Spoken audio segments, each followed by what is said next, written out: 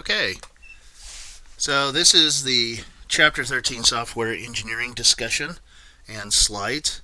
And this chapter is kind of an introduction to chapters 14 and 15, where we'll actually talk about some programming at a very high level.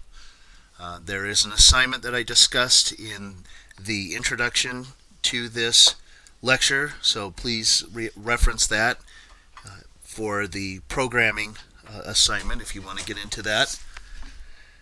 Today we're going to talk about software engineering, and we're going to cover how to create an application. And this is not the actual code we're going to talk about. This is the process of getting ready to code. We're going to look at some process models, and during this time I'm also going to discuss some process models that are updated. Again, this book's a little bit out of date. However, there has some really good information in here. I will go over a small process of what they call Agile programming, which is all the rage right now and something that I adhere to, and I find it successful and useful in programming, and especially for adaptations and being able to make changes and get what they call continuous integration and small changes out. We're going to talk about design documents, and we're going to talk about how they're used. Also going to talk about how this has changed a little bit in the days since this book was written, and how design documents are slightly different in most of my experience, at least with development. However, some companies still adhere to the design document process, so we will be going over that. And then we're going to go over what the book's recommendation is for formulating a design document. We're also going to use just a little bit of UML, which is called Unified Modeling Language. Now, just by definition alone, unified means that this is an agreed set upon terms and designs for a document to help with the flow of data and how the program is going to be used. Some of these, again, have fallen out of favor in some shops, but there is some really good information in here on flowcharting. And I still use flowcharts. A lot of people still use flowcharts. Flowcharts are a great way to map out at a higher level the beginning to the end of the process. It gives you a good roadmap to say, I've gotten this process done in this process. I want to talk about some of the pitfalls in software development and how to avoid those, and hopefully at least give you a heads up. Now, sometimes those pitfalls come out of nowhere, and you fall into a trap. Other times you can see them coming from a mile off, so being aware of what they are and understanding what's the potential of them coming and giving some tools, or at least an introduction, can help you avoid some of those pitfalls. And then understand how teams are used in application development. And by teams, we're talking about development teams, QA teams, and I'll go over a little bit of what's going on in this section with teams and how it's changed a little bit with the updated methodology under Agile. So, what do we need to know about software engineering? Well, this is the whole process from beginning to end is considered software engineering. And so you need to be able to define the project scope before you're beginning. Now, as you remember in some of my other lectures, we've talked about this extensively, and I've warned over and over, you should never start coding without a set of requirements. If you do not have a scope, which means a defined definition of what this program is supposed to do, what the expectations are, then you get what they call scope creep. And scope creep means that people are going to change their mind on the fly, and requirements are going to change, and you're going to find that something you've been spending a lot of time on is suddenly no longer important. And you may have somebody come in and they heard that another company XYZ, which may be a competitor, is doing this, and so now they want that. If you do not have a scope defined, saying the program needs to do this, here's the end goal, here's the business rules, you're going to find yourself extremely frustrated with software engineering. I've personally gone through this. I've been in companies where they have changed hourly, literally every hour. A new requirement was coming in, or I was told to drop this section and start working on this section.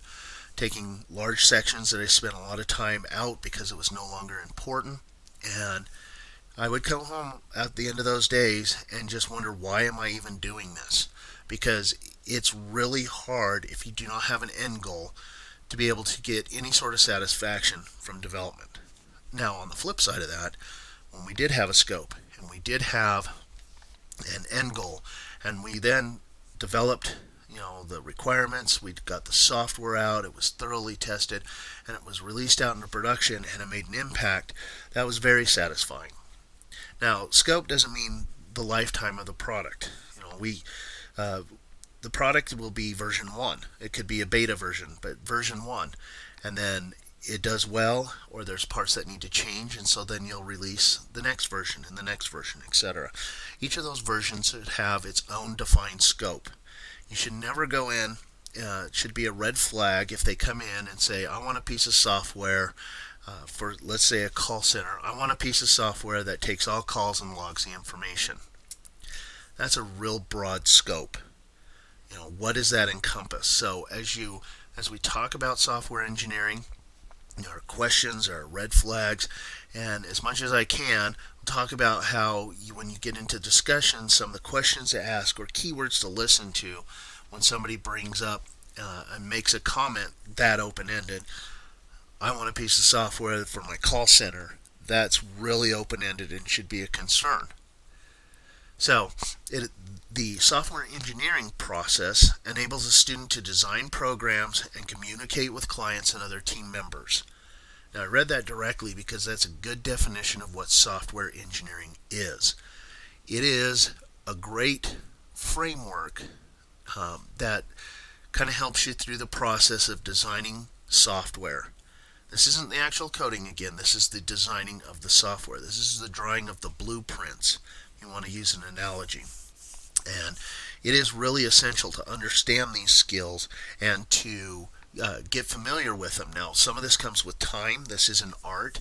There are some limitations you're going to have, such as the company, their requirements, working within, for instance, when I was working at Westinghouse, we had to work within the confines of the NRC, the Nuclear Regulatory Commission. I've had to work under HIPAA, which is the Patient Protection Act. There's a lot of times that you'll be in a business that has other regulations outside the business, government regulations, etc. Another big one was called Sarbanes-Oxley. So those will help, hopefully, define the process that you use for software engineering. So you need to keep that in mind as you go in to start developing essential information. Now, another thing to keep in mind, this is again a high-level framework, that if you get into some fields of development, such as medical devices or information that's considered critical, like spaceflight is an example, or manufacturing where there's safety concerns, a lot of this is even more rigid than what we talk about here. So this is a good framework for that. So, what is software engineering? Well, making software, right? Just like an engineer, a mechanical engineer will design a part to use, or other engineers build bridges or buildings, etc. What we're talking about here is software engineering. This is what is needed to get your application going. So, of course, here it says source code. Oops. Pardon me. Source code. Well, you got to have source code, but before that, you need the documentation. Now again, how much is too much documentation? How much is not enough? That has a wide open for interpretation. Some companies require a novel, and others don't really care at all. Some run a pure Agile shop that the documentation is very light. Now, I will say up front here that one thing you need to know about documentation, just like you have to maintain your code and there are changes in your code, if you decide, or the company has requirements, that the documentation be up to date and thorough, there needs to be time set aside to, if you update the code, you have to update the documentation. I can't tell you how many times I've been where the company was just gung-ho and they created this documentation for version 1.0, By the time I get in there, they're on version 2.0 and they don't have documentation that matches. So it's a requirement or it's a commitment that if you're going to write documentation, you need to make sure it's up to date. Now, you might work at a company that's fortunate enough that they have people who keep the documentation up to date, and that's great. But if not, you have to remember to do that because documentation that's out of date is almost worthless. Now, some documentation as a developer, you will just have to develop. For instance, API documentation or application programming interface. So when I develop web API documentation that other companies or other clients are going to use, we need to supply them a document of how we expect that data to be formatted so that it can be used with our API. And this is standard practice. We use a program called Swagger, which is nice because it will go in and generate that for us automatically. But if you're going to write interfaces for other people to use, you need to make sure that documentation is current. Otherwise, you're going to be updating your API and not your documentation, and you're going to get quite a few upset people. So you need to make sure that, again, documentation requires to be updated along with the software. So you got to understand that commitment. So what do we got? Well, we have UML diagrams. The UML is, again, Unified Modeling Language. This is things like flowcharts or use cases. They're documents that someone can look at real quick and kind of get an understanding of what the purpose and intent of your program is. You can include screen prototypes. Now, the company that I'm going to work for, they did some prototypes, and those prototypes came out as what they call a proof of concept or POC, and the company liked it so much that they put the prototype and the proof of concept into production. And so now, generally a prototype or proof of concept isn't full featured, and so you end up bolting things on and causing some problems. So you need to be cautious when you're doing screen prototypes. We'll talk about this a little bit more when we get to that section. In making sure that they understand that it is not a functioning piece of software. Then you have reports. It's great to have a program out there gathering data, but they're going to want to see what that data is, so it could be reports. Those reports could be exported to Excel, or they can go on a website. There's a lot of things you need to do, but you need to understand what the reports are. And when we talk about that, if they already have existing reports, a lot of times it's in Excel, that's a real good key indicator of some of the requirements. Ask questions. How did this data get here? What does this mean? That way you can help encapsulate the data that they need. They may not know how the data is generated, but they may say something along the lines of, well, this is a total of X, Y, and Z. And then you need to make sure you capture that data for X, Y, and Z. Requirements. Again, we've talked about those requirements. You should never, ever put down any code until you have the requirements. A couple of these other things like future development issues. A lot of times when somebody comes in and says, hey, I want software for my call center, that's pretty wide open. But they may say, well, I want this software by this date. Now, if that's the case, you may have to make some decisions and say, well, we can deliver by this date this functionality. Here's some future functionality. Or you may say, the company may say, hey, right now we need to do this, but we know in the future this is going to happen. So future development issues are something to keep on the radar. It's almost impossible to predict the future, as we all know. You just need to make sure that your software is flexible enough that you can accommodate for that. And then, of course, the data needed to make the programs operate correctly. Well, this is wide open. Is the data internal? Is it external? How is it generated? Again, you can get a lot of that information from the reports. Okay, let's talk about the end user. The end user is the driving force behind the software development, ultimately. Now, when you're engineering your software or you're getting ready to do your software, you may not be dealing with the end user directly. You may be dealing with their managers. You may be dealing with business analysts who are deciding how they want this business process to run. But always keep in mind that the end user is the driving force behind it, because they're the ones who are going to be using your software. It may not be the manager, it may not be the business analyst, it may not be the CIO or whoever is making these rules, these requirements, like the project manager. A lot of times the business owner is a good source, but they may not even be the end user. So the end user, think of that as a person who's actually going to be clicking the mouse or hitting the keyboard or doing whatever to interact with your software. So part of software engineering is once you get the requirements is you should go out and at least interface, if possible, with your end user to find out what they're doing. Because you're wanting to make sure that the program you're putting out is a tool for them to use and not a roadblock. Because if your software is a roadblock, you're going to hear about it. They're going to be blaming IT. Hey, they gave us this software, it doesn't work. Now, we've talked about this before in some other lectures about change management and how that is just a part of, discussion of changing a software. We talked about it in the GUI, or the human user interface chapter.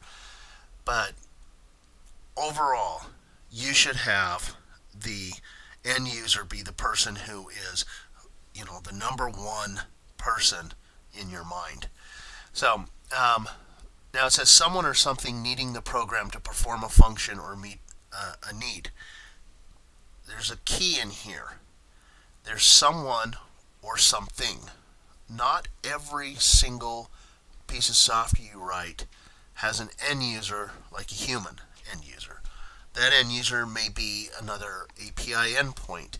It may be another program that has no interactions whatsoever. So those end users, if that's what you want to call them, will have their own requirements that you need to meet. Now, like we talked about up here when we were talking about documentation, some things to keep in mind is that's why API documentation is there. Because this is what the end user, if that's what we want to call them, of this program is saying, this is how I need the data. So again, the end goal is what needs to be kept in mind, whether it is a person or whether it's another program or whether it's another machine. They need that information in a way that they can understand and use it.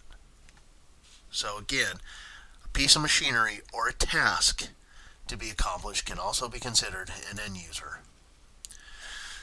So, the major part of software engineering. Well, if we talk about the major part, we have design, writing, producing software application.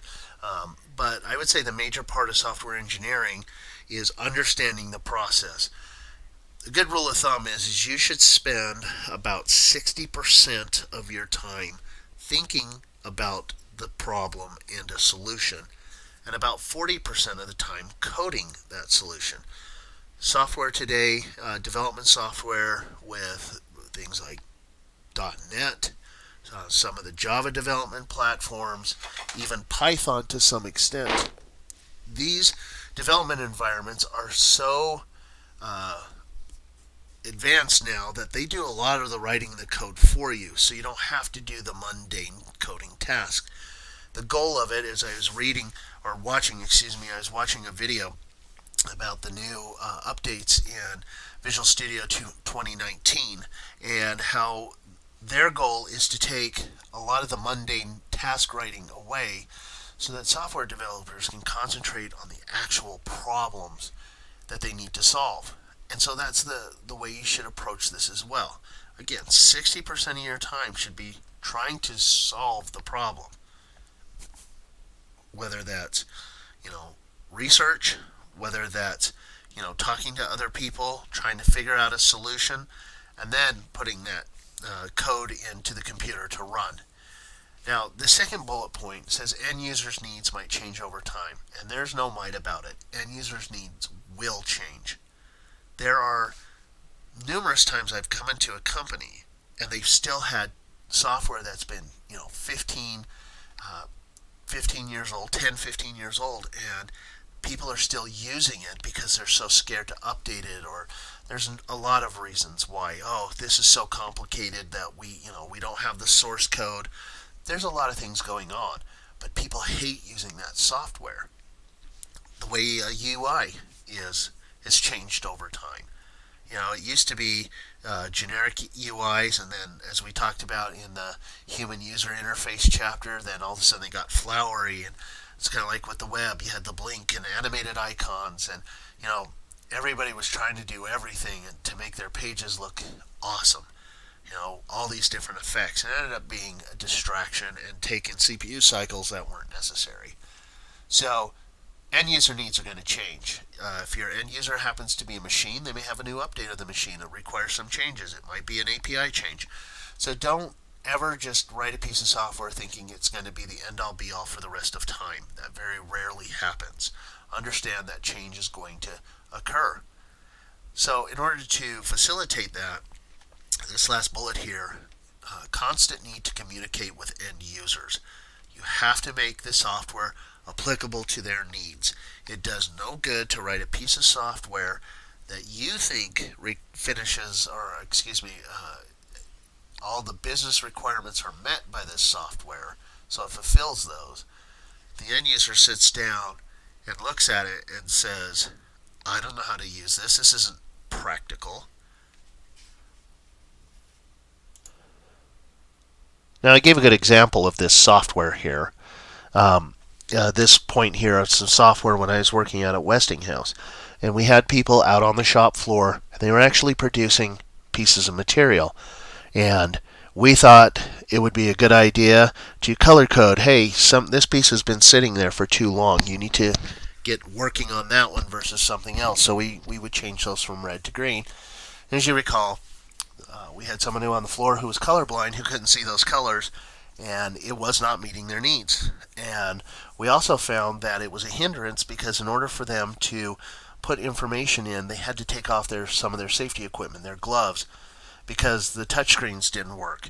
And so we had to come up with a way to actually fulfill their needs, not just with the requirements on the paper, but because of their environment, we had to make some changes. So we're going to talk about the SDLC, which is the Software Development Lifecycle.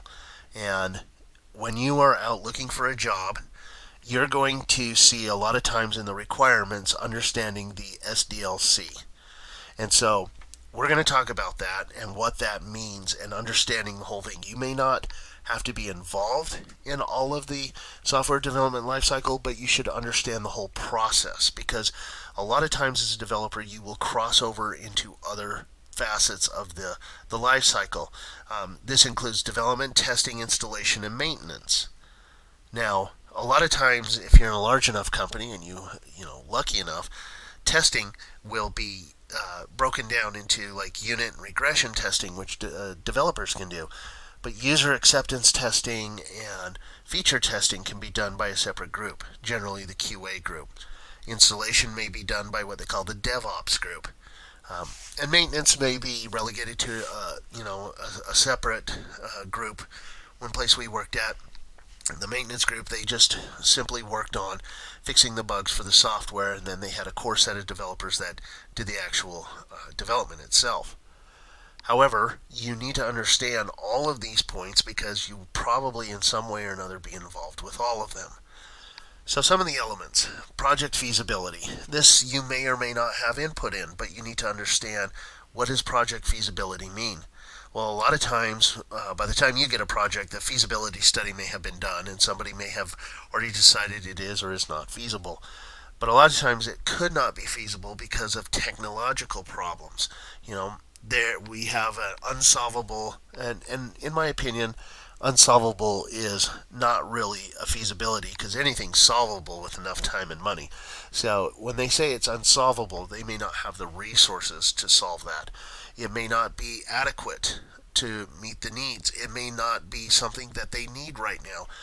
I can't tell you how many times I've been into meetings when they're talking about a piece of software that just wasn't feasible because it didn't impact enough of the company. It was somebody's pet project. It just wasn't something that anybody else wanted. Some other things is the software specifications. Again, you should never start writing code without software specifications signed and agreed upon by the product owner. Otherwise, we're going to go back to what we talked about a couple slides ago in scope creep. You don't have a defined scope. You don't have stage gates or milestones that need to be met. If you get into that, that should be a red flag. Hey, we want you to start coding this. If you ask for specifications, you ask for milestones, you ask for any sort of stage gates or whatever, and they don't have any, that should be a red flag, and you should ask for those. And you just say something along the lines of, well, I need the requirements so I can make sure that they're fulfilled. Again, if you decide to go down the route of saying, I'm going to get this done because you're so eager to get it done and you want to make a good impression, you may have a long road to hoe because that scope's going to creep or it's going to change and it's going to be really frustrating. So, software design and implementation, two different things. Software design is excuse me, can be the architecture of the software, meaning are you going to use microservices? Are you going to use N-tier? That's going way back. Are you going to, use MVC? There's all kinds of frameworks and design patterns you can use to design the actual software itself. And then the implementation of that. Well, how are you going to implement this? Is this going to be web implemented? Is this going to use the cloud? Is this going to be a desktop model? Is it going to be a single page application? All of these determine how it's going to be implemented. You're going to have to write setup scripts. You're going to have to write up NuGet packages or some sort of pseudo, apt-get packages for Python.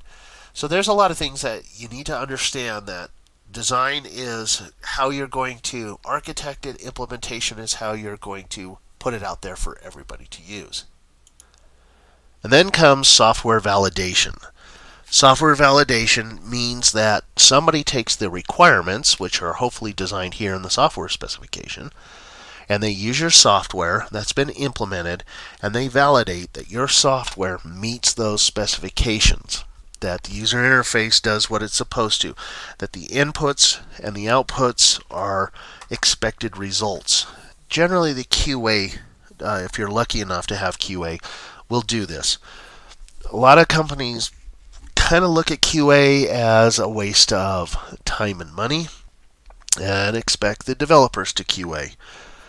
Well, developers want to develop. Now, we should be writing our own tests and we should be testing our software to make sure what we deliver is the highest quality possible. However, one thing that you need to understand if you are required to validate your own software is that we have a tendency, because we created the software, to get what they call a happy path. We know what the inputs are that are supposed to work and what the outputs are. And so it's hard for us sometimes as developers to understand the outliers and to understand how to test our software and make it break. And so what often happens when developers test their own software, it often passes all the time. Then it gets released into production, and there are bugs, and someone could say, well, I entered this value, and it broke. And the question you'll say is, well, why'd you enter it? It says enter a number. Why'd you enter a letter? And so hopefully you have a QA department. But validation has to be done nonetheless, because that's what you're measuring your software against, the requirements and the quality of the data that's being input and output to make sure that it's meeting all requirements, especially if you are required to work within a government framework. Like I mentioned earlier, the NRC, they required their data to be specific format. And even though it didn't make sense to us and it was difficult to work with, it had to be in that format.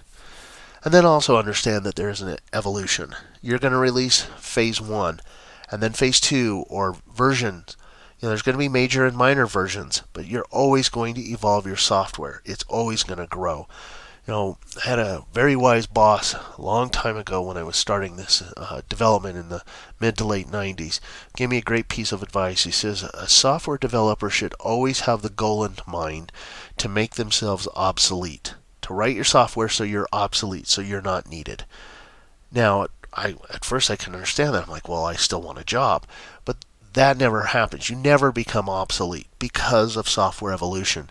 So as developers, it becomes our responsibility to keep on top of the current trends and to understand where the software development is migrating to so that we could be prepared for those changes. And right now, from my experience, a lot of shops are asking the question, Okay, you're good at developing in this language, but are you willing to learn more? How do you learn a new principle? How do you learn a new language? It is becoming more and more common now that software shops are just not strictly one language specific. Each language has a strong point, and sometimes a feature in a language comes out that is so valuable that they want to learn that language. So as the software evolves, just don't think of the GUI or the requirements changing, but the whole language itself may change. There may be a major shift within the programming language itself that requires it to evolve. So always try to keep up to date on as much as you can with the new changes in software.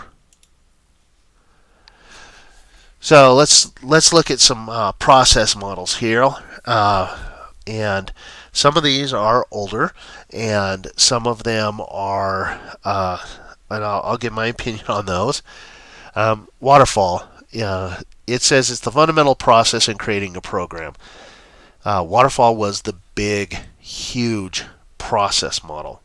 Waterfall meant that you started with your requirements and you programmed to those requirements, you released your software to those requirements, and if there was any change between the agreement of the software requirements and the development, they had to wait until that first iteration, as it's called, was released. And so every output had the previous input. So version 1, before you could work on version 1.1, you had to have version 1 done. And it was very rigid. There are still companies that use this. And the problem with it is it does not allow for any flexibility, and it does not really allow to be agile or to make changes. It's good in the fact that you have a process defined in place. It's bad if there's changing, or if you're the field that you're currently in is a fast changing environment. Waterfall is really not going to work, because Waterfall works for a slow changing environment that has been in process for many years. It's kind of hit a maturity and there's not going to be any changes. That's where Waterfall is okay. Now, build and fix is called evolutionary, and this is what I call madness to me, where you write a program and modify it until it's functional. And that just, to me, just seems like madness. You start from some program and then you continue to change it and modify it until it works. And the problem with this is, and I've never worked in a shop with this, but looking at the theory behind this, in my opinion, the problem with this is that it's kind of like scope creep. That you never quite hit your end goal because you're always modifying it until it's functional. And so that's just something that I've never seen in shops, and I've worked in quite a few shops. I've never seen this evolutionary. Now, I have worked with rapid prototyping, and rapid prototyping is great. I've seen a lot of companies use rapid prototyping to get web pages out. You usually have an art department, and they can work with tools that can generate pretty good web pages that has layout with different fonts and colors and shades and functionality in it that allows that to get out to a group of users, whether it be end users or beta testers, to say, hey, this is what this looks like. Now, a while ago, Microsoft was using a piece of software that would allow, that kind of went along with this rapid prototyping, where you could have designers actually design the screen and drop buttons on the form and make things look good, and they could to some extent say, when this clicks this button, these things happen, and then they could pass that off to the coders, and the coders could plug in their code. And we tried it when I was at Westinghouse and just could not seem to get that to click. And so rapid prototyping was something that we kind of did, in that we could say, here's what the screens look like, and went from there. But this has been a methodology used in some places where there's a lot of input from the end user that's critical for the software. So rapid prototyping could be used for something like apps on phones, to say, hey, which user interface do you like better? You can get into beta testing groups, and you'll often get these rapid prototypes out that you can look at.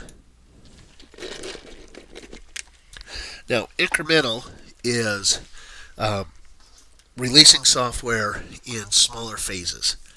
It's similar to Waterfall, but the release cycle is shorter. So you bring out version 1, and this has kind of evolved in what they call continuous integration. And so incremental is saying, okay, well, here's version 1, and then shortly after, here's version 1.1 and 1.12, etc., down the line, depending on how your release schedule was.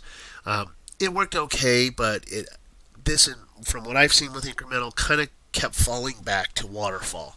Now, Spiral is kind of the next iteration or evolution of Waterfall and incremental together, in which you go through the Waterfall approach and you go back over and over like a giant spiral.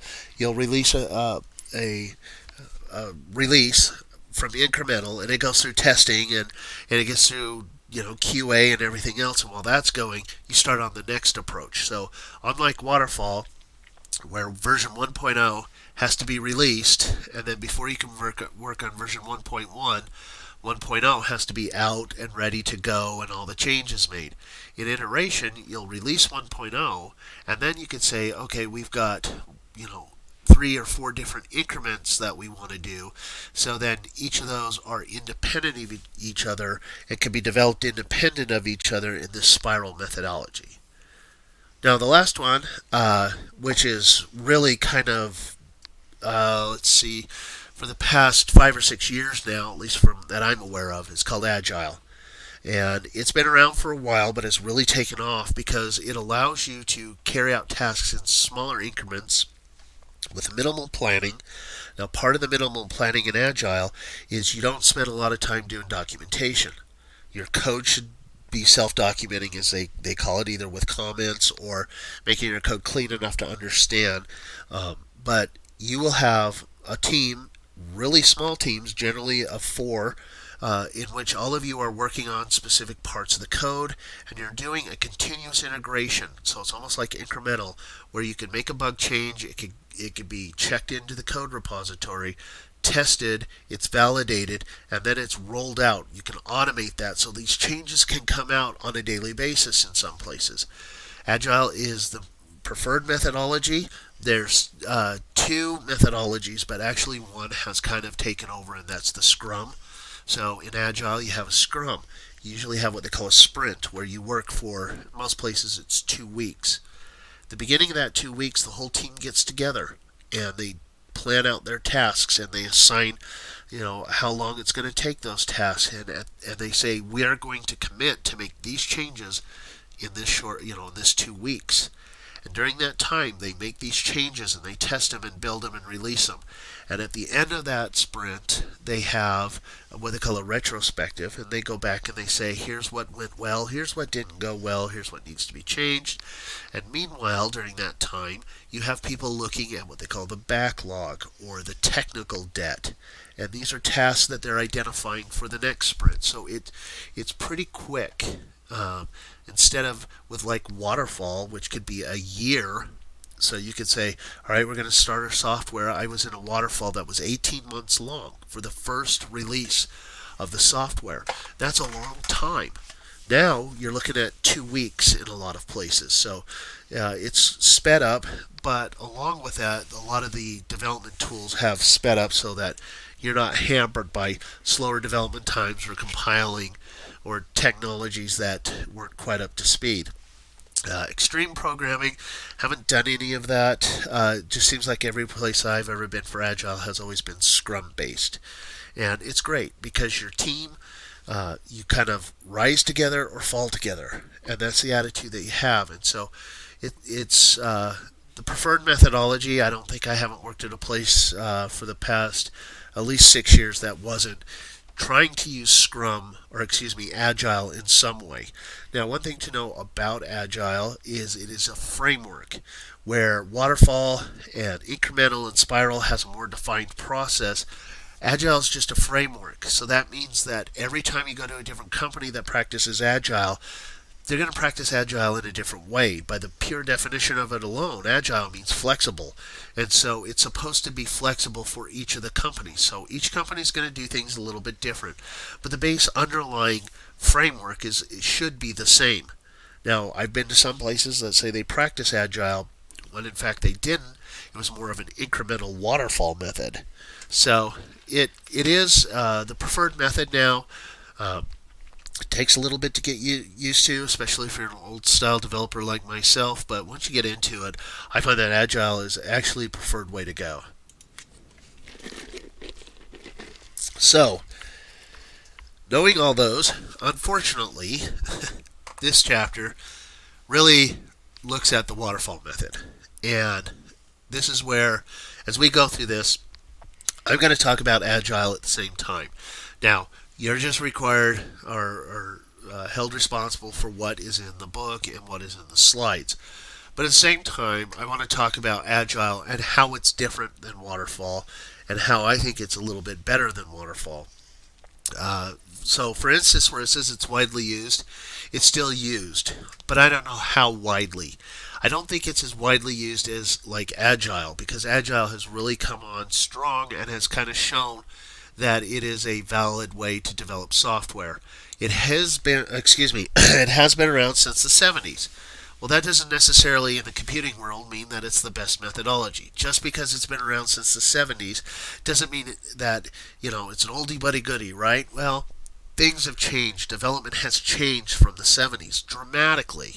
Things are much more quicker paced now than they used to be. So even though it's been around since the 70s, and Agile's only been around for 10 years or so, really, that doesn't mean that it's necessarily better. So I don't adhere to the tenet of saying, well, it's been around since the 70s, so it's better. Well, if that's the case, then COBOL and Fortran and Ada have been around since the, 60s, so let's just use those.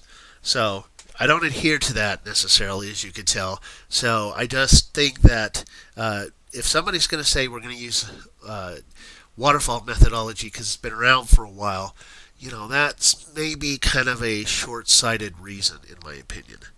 And then, but it does resemble the process of building a house. Now, waterfall's great for building a house, right?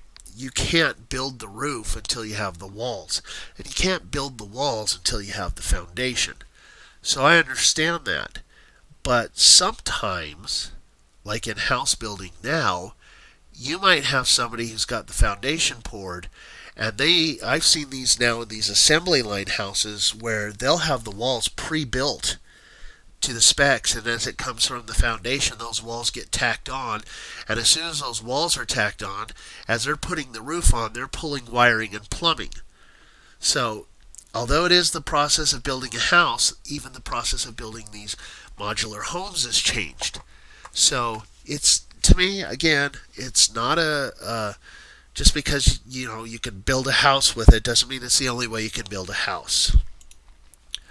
So here's the steps. Now, as in all software development lifecycle, you have to gather the requirements. Again, don't put any code down until you have the requirements. Otherwise, you're going to get scope creep. It's going to be frustrating, and you're not going to want to develop anymore. You'll go home, bang your head on the desk, and say, what am I doing here? And I've been in places like that. So you're going to gather all the requirements. And this is where I believe that Waterfall changes from Agile. In this one, you're gathering this keyword, all the requirements, at least for that first release. With Agile, it is possible to have the requirements be defined for a smaller portion, so that you don't have to have all the blueprints available to start building the house. You could have, for instance, the foundation blueprint. They could be out digging the foundation and working on that while they're still deciding on the blueprints for interior wall layout or electrical, what kind of shingles on the roof. So you don't have to get all the requirements in Agile to start, but you should get requirements. So then after you get the requirements, you design the system and the software. And then after you've designed the system, then you implement the application, and then you test it, and you put it in operation. So, pretty straightforward. But all of these, you gather the requirements, then you design the system, then you build and implement, then you test, then you put it into operation. This whole process here it's a one-way track. There's no way to come in and when you get all the requirements and then as you're designing the system and the software, all of the system and software is going to be defined that matches these requirements before it gets tested and implemented and then put into operation. Again, waterfall can take months or sometimes even years to get information out in front of the end users, or excuse me, not information, but software out in front of the end users to be of any use. And so while it is a good process and it does help ensure that you have software out that meets quality, that doesn't necessarily mean that it's the best method because it does take or can take a long time. Now, software does not need to be obsolete, but this is kind of a conundrum here because in today's development world, if you have a waterfall method and you have, let's say, a 1-year goal to get your software out, so many things can happen in a year that can change and actually make software obsolete before it even gets out the door. Company I was working at before in the shipping industry, because things were changing so fast and so dynamically based on a lot of events, it would have been impossible to release software in a waterfall method because before we even got into all of the requirements were gathered, the requirements were changing. And so in this case, Agile became a little bit better because now we could take smaller requirements and develop smaller pieces of software and be able to test those and get them implemented and out in front of the user that didn't take a long period of time. Now, of course, even within this, it was changing so rapidly in our short 2-week life cycle. In an Agile, what they call a sprint, things were changing. And so again, all requirements had to be in place before we started coding, but Waterfall just would not be acceptable in this case because it's just simply too large. And so that's why it says here software need not become obsolete. Well, I think a lot of times under the Waterfall methodology, software can become obsolete. It is hard to modify to meet end users' needs and their changing needs, when you're still in the middle of designing the system or implementing the software. So the one problem we have with Waterfall is that long time to delivery. And like I said, in today's day and world, things change really quick. So here's the software model. You'll notice that starting here, let's start writing source code. That writing source code can't be done until the program is designed, and you can't do that before the system's designed, and you can't do that before the requirements analysis. So you can see here that every single one of these rely on the one above it, starting with the requirements analysis and system design. Now some of these make sense. You can't do a systems design until you understand the requirements. But when you get down here to program design, you could actually have program design. You don't have to design the whole program before you could start writing source code. Once you have a systems design or an architecture in place saying we're going to use, say, microservices architecture and we're going to use these cloud-based services, and you've identified those systems, you can actually be doing program design in parallel for multiple pieces of that system. You could have multiple people, multiple teams coming up and saying, we're going to handle these microservices, or these are microservices, or these pieces of software, this API or this API. Once you get past the system design, you don't have to waterfall this down. Program design based off the system architecture could run in parallel.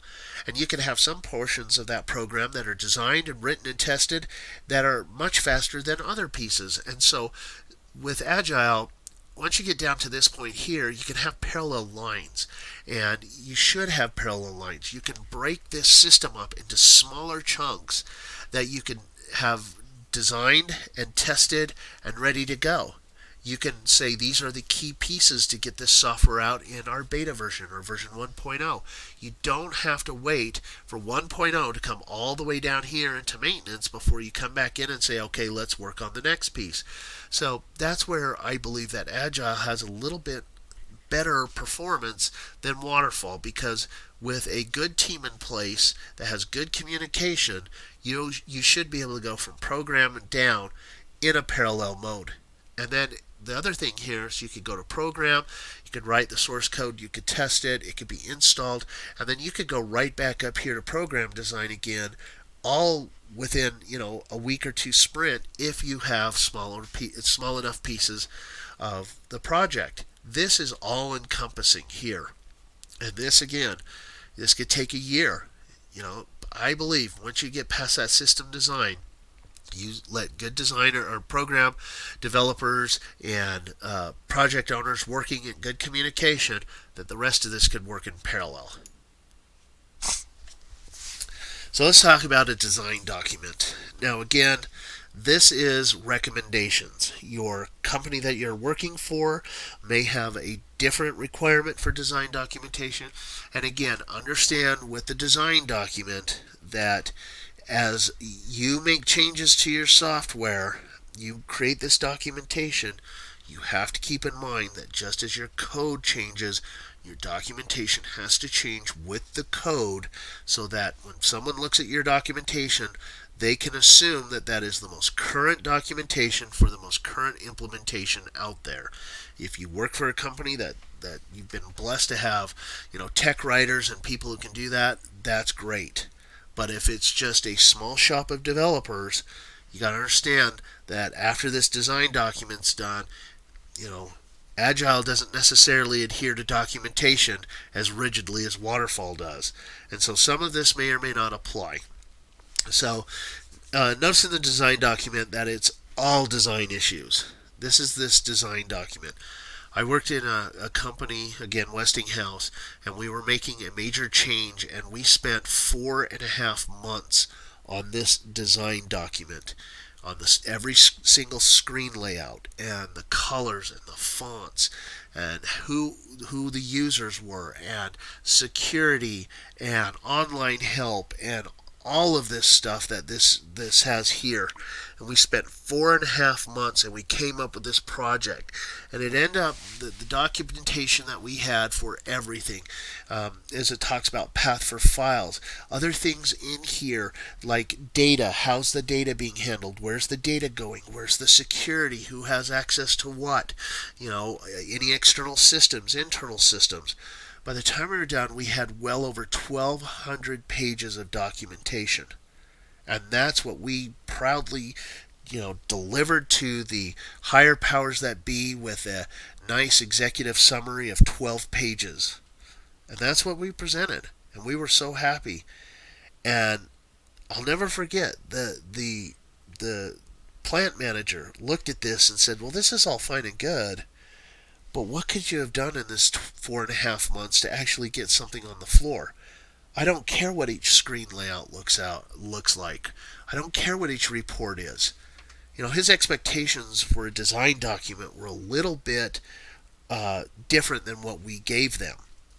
So before you put in a design document, and all of this in this chapter has all of these things in here, understand that you may not need all of that. And with Agile, you definitely don't do a lot of this stuff. So some of the advantages of software development environment and the tool is prototype screens and reports without writing source code. Proof of concept is what this is called. But the problem with this is that you put in, and understand that if you put in what the screen layouts are going to look like and you start passing those around, then that's kind of what people are going to expect that screen to look like. And that may change. You may have a different department putting screens together for you, and then to implement those screens practically, in the development environment may not be as easy as you think it is. So you need to watch out when you're presenting screenshots. Now reports are generally, you can have, say, Excel spreadsheets.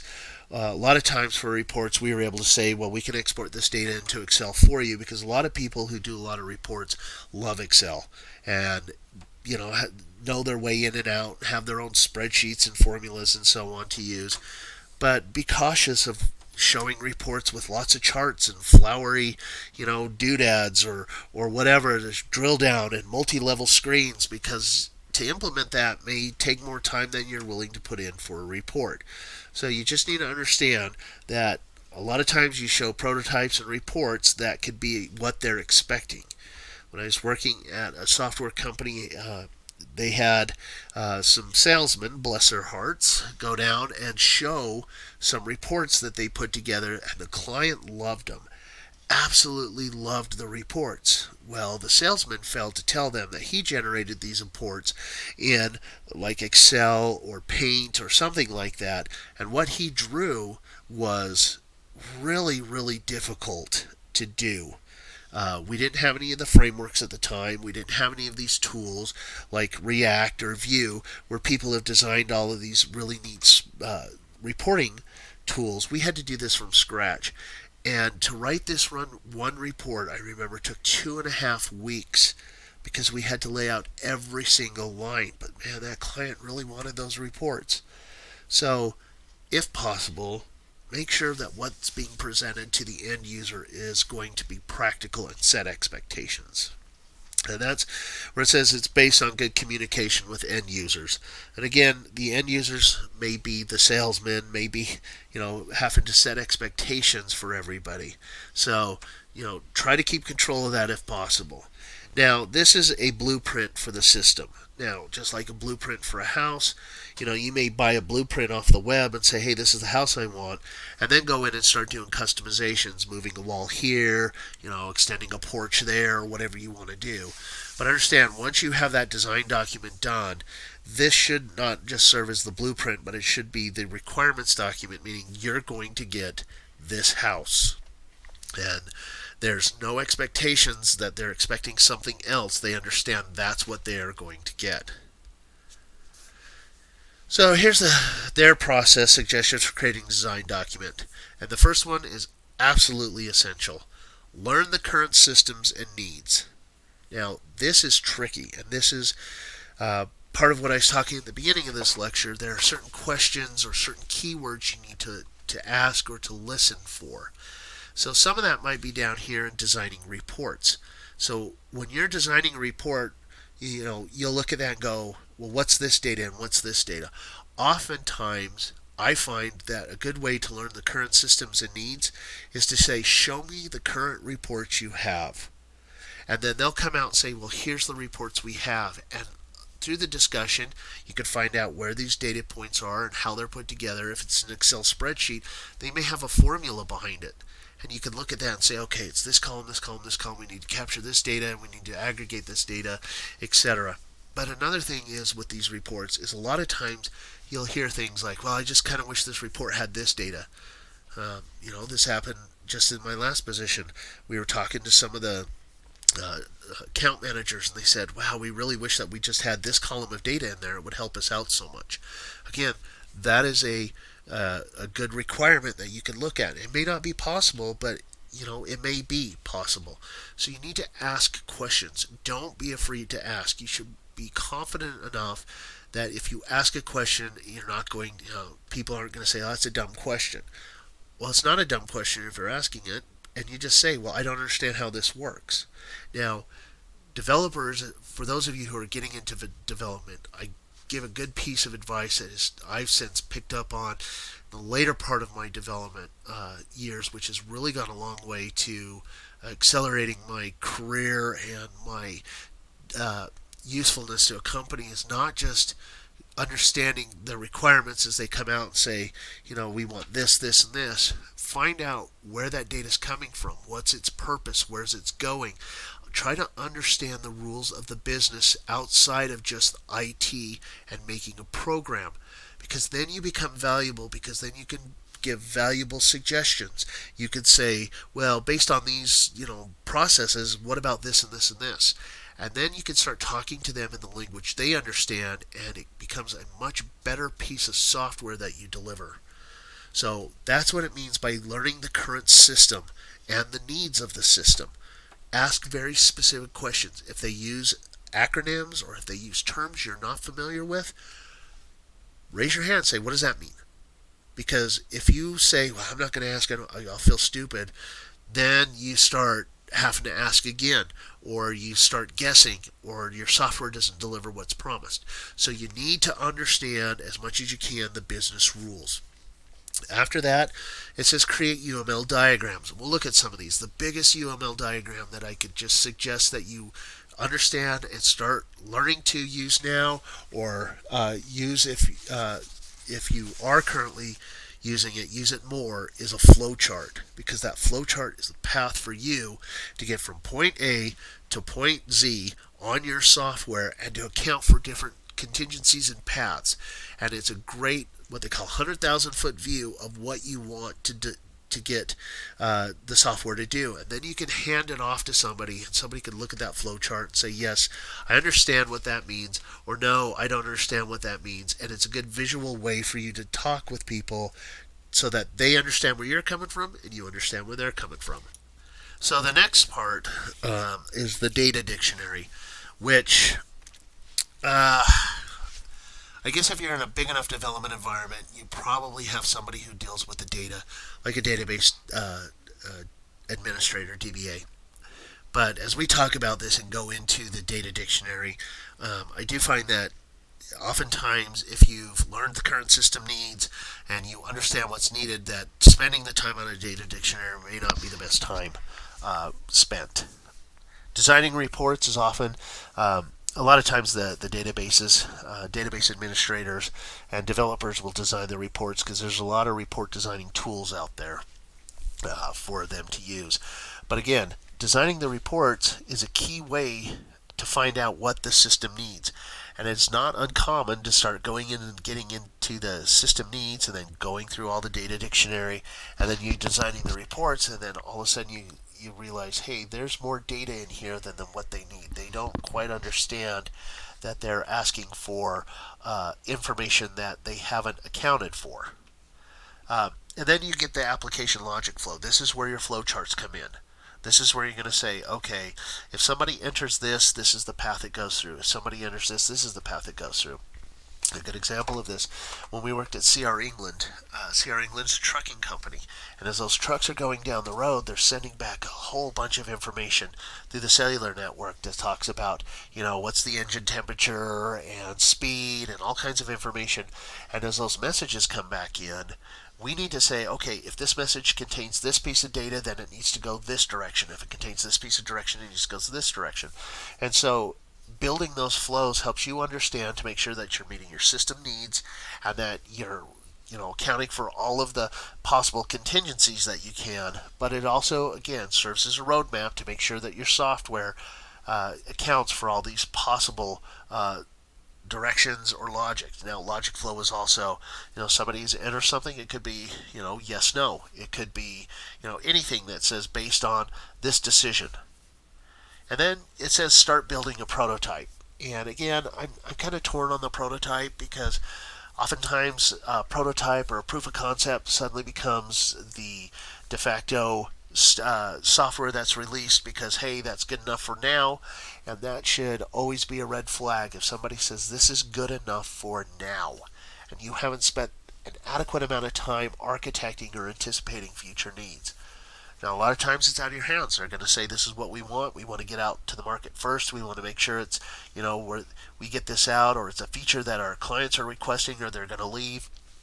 Sometimes those are going to overrule your red flag, but at least try to raise some objections and say, well, if we put this out into production, we're still missing a lot, just so that they're understanding that. And then, of course, you put it all together, which means that you take all this stuff that you've done, and then you start, programming your language.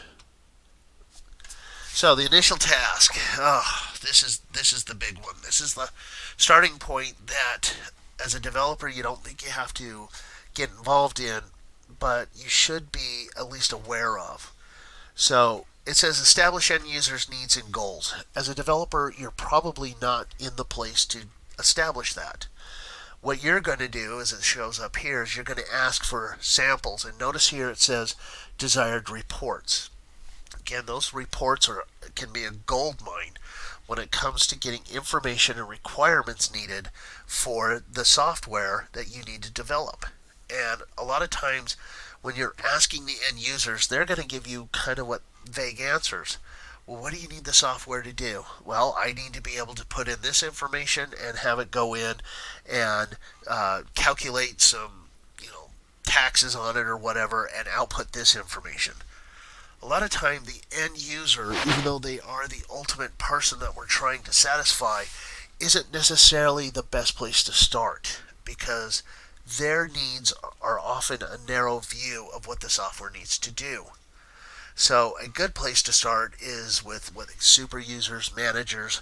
If you're lucky enough to work in a company that has a process or a business owner, they're a great place to start as well. Also ask for documentation. Now again, this is another red flag. Remember, if there's documentation, don't always assume that the documentation is current with the process. Like I said, it is not uncommon for developers or for companies to initially start off great, their software matches their documents, but then due to time constraints or budgets or whatever, the documentation could often be an iteration or two behind. So just because they give you a bunch of documentation, don't assume that's current. Make sure that you understand that it could be out of date. The big one here, come up with solutions or suggestions to certain application factors.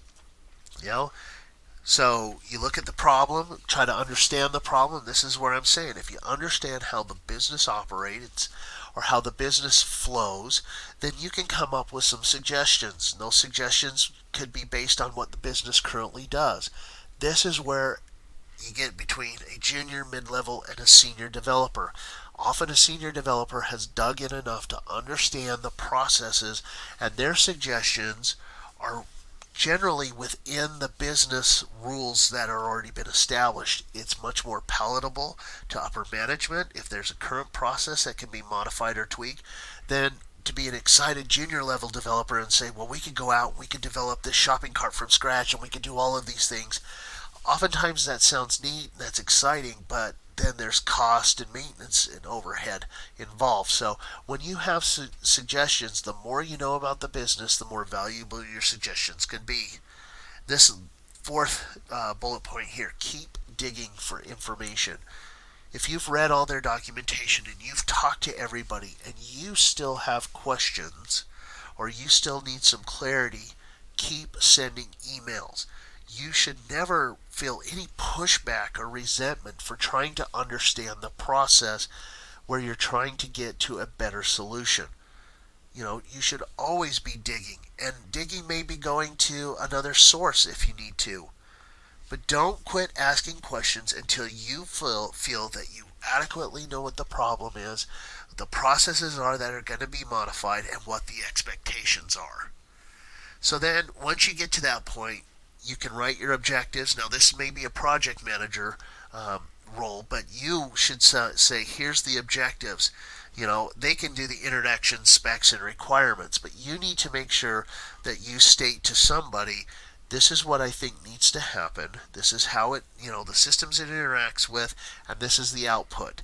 Once you get clarification on that, or validation on that, then you can start, if you're being tasked to writing the documentation, get that down. You don't want to send out specs or requirements that you're unsure of, because a lot of times, just through experience, somebody gets a requirements document on their desk that's 40 pages long. Very few people seem to take the time to go through all 40 pages. A lot of times they'll look at it, give it a brief scan, and say, yeah, that looks good enough to me. And then you move on and find that you've got a hole or that you've misunderstood a requirement. So keep digging until you are satisfied.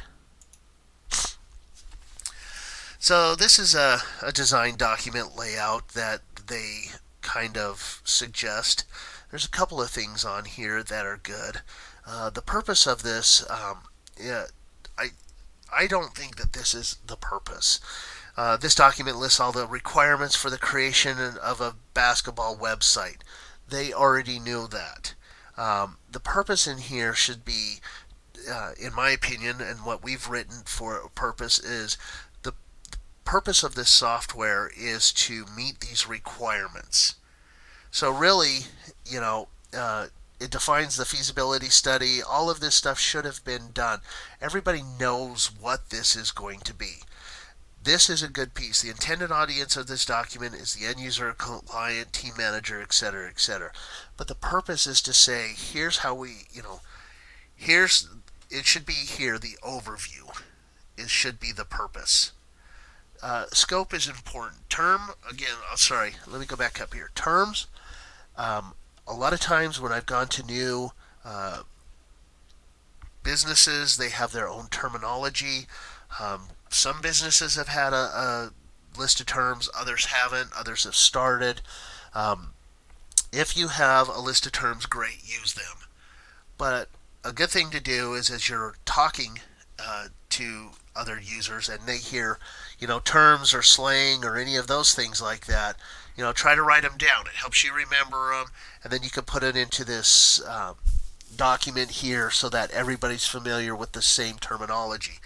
It is not uncommon to have two different departments use the same term. That means two completely different things, and it gets very confusing. So you need to make sure that you use the correct term, and so often having a term section isn't bad because a lot of times people look at that. That's not what this means.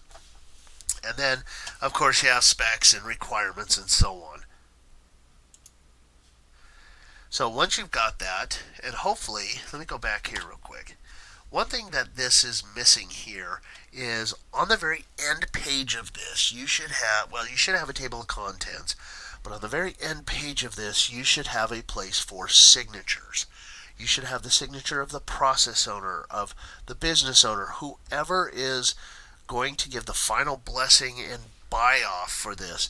You should have a place for a signature and a date. That way you can always come back and refer to this document.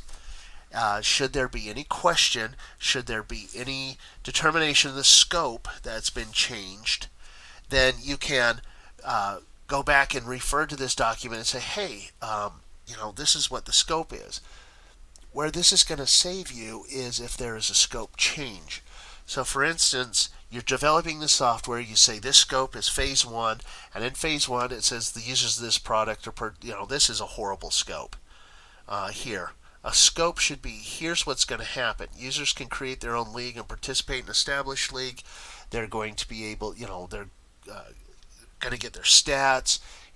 It's going to define what this software is going to do. And it should be kind of specific on what it's going to do. It doesn't have to be down into the gross detail, but you should have high-level bullet points of what the scope is of this software. Otherwise, how are you going to know what to get at the end? If I was handed this scope and said the users of this product are participants in a fantasy basketball game, that's not a scope to me. That is what the purpose of this is. It says users can create their own league and participate in an established league. If I got a scope document that said that, I would immediately throw up red flags. That is wide open. What does it mean to create their own league? What does it mean to be in an established league? What do these things mean? And so this scope, to me, is quite lacking, and I would be hesitant to start coding without understanding what the full scope is. How are they going to create this league? What is the expectations? What does it mean to participate? Once I had that in line, and this is signed, then they can come back in and say, hey, you know what? We don't only want them to create their own league and participate in the league that's established, we also want them to do X, Y, Z. Well, then you can pull out your document and say, okay, that's fine. That changes the scope, so we have two options here. We can, it's going to take me 4 months to do that, so we can push the scope of the software delivery out. Or, if you don't want to do that, then which of these current scoped items do you want to push to the second version in order to meet this requirement? As you can see, then that way you almost have like a contract and an expectation. They come in and tap you on the shoulder, you don't have that available, then you may be working lots of long nights and being frustrated. So again, this should have a signature on it just so that you can ensure that the scope is understood by all parties. Alright, so now once we have our requirements diagram down, now you can start looking at some UML diagrams. And you've got UML diagrams on here. Again, Unified Modeling Language. This is, by definition, something that is kind of accepted across the board. So as we look at some of these diagrams in here, these are familiar diagrams to people in the industry. Some of them have kind of fallen out of favor and aren't used as much anymore because Agile doesn't spend a lot of time with this. But there's things like swim lanes and use cases, and of course the flow chart. Even if you create a flow chart, on a piece of paper, so that you can keep on track, that's still a type of UML. But what this does is it gives you how the program's going to work. It gives a visual modeling approach, and so it allows these abstract concepts to be translated into more of a concrete idea. For instance, use case diagrams or flow charts. And so different parts of these are used for different functions. And in this case here, UML, they use Visio. There are lots of other diagrams on there, or diagramming tools now that you can get free online. This one just happens to use Visio. So here's some software templates that we could take a look at. And some of these are oh so very old, like COM and OLE. This was the good old days of the 90s and early 2000s. But really what that is like a class diagram. Data flow diagrams. This I have used many times in that process I was telling you about. It took us 4.5 months. And we used a data flow diagram that showed that the data comes in and where it goes out.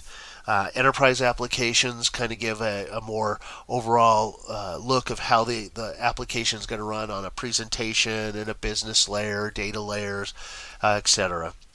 The program structure is not as much. It's like a class diagram, and then you have some UML diagrams, and then you have this user interface diagram. The other thing that you can have in here outside of software is flowcharts, which are usually right in here. So let's talk about some diagrams here. And the first one is still used. I've used it. What's nice about using Visual Studio is you can create a class diagram now by going into the program that you've started to write and engineer, and it will generate it for you. But the class will show all the different objects that you have and their methods, events, and how they relate to each other. If you're really into OOP, object-oriented programming, you could go in and see your parent class and child class and how they're derived from each other, and overloads and overrides to some extent. But this is showing you, if you look at it, someone could look at your class diagram and say, okay, here's the base class and here's everything that derives from the base class. The big benefit to this is you could say, well, I need to change my base class or extend my base class, but by doing so, here's all the other classes that can be affected. So class diagram is still extremely valuable. The object is what is derived from the class. That's generally within the same diagram. I don't know why they have that broken out, the class and the object. They're generally inside each other. Use case diagrams can be used to how an end user will use the program. If you're lucky enough and you have somebody like a project manager, they can write these use cases for you saying, okay, we have 3 different kinds of users. User 1 does this, and this is how they interact with the software, and this is how the software needs to behave, and user 2 and user 3, etc. And this also helps you as a developer understand how your programs need to behave differently for a different kind of user. A state diagram isn't used as much anymore.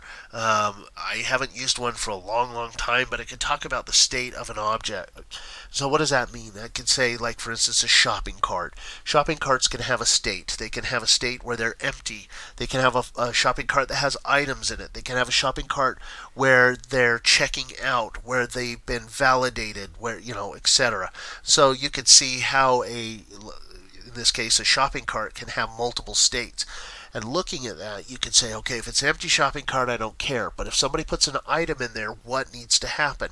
That might be a use case that you have to use, or that might be a data flow that says, oh, somebody put something in here. Well, that means that I need to take the information that's in there and pass it on to tracking software, or I have to, see if there's, maybe a discount, or one thing if somebody puts something in a shopping cart is they can say, hey, here's related items. So you can see based on the state of an object, you could say different functionality is going to happen in your software. So a sequence diagram shows how they communicate with each other back and forth. A lot of this has gone by the wayside. Still may be important at a high level. For instance, we had a sequencing diagram that was just nothing more than the FTP file lands in this folder, and then from the folder we pick up that file and process it and put it into this queue. And that was basically all we had for any sort of a sequencing diagram. You can get as detailed as you want in here, but again, remember, all of this information has to be updated as you change your programs. So activities can occur, with a use case or what happens when a button's clicked. The component shows how they relate to each other. And again, all of these diagrams are available out there, but I don't know if they're necessarily as valuable as they once were, because a lot of the software, at least that I develop, don't have what really a component. They may be more of a class or message queuing, something along those lines.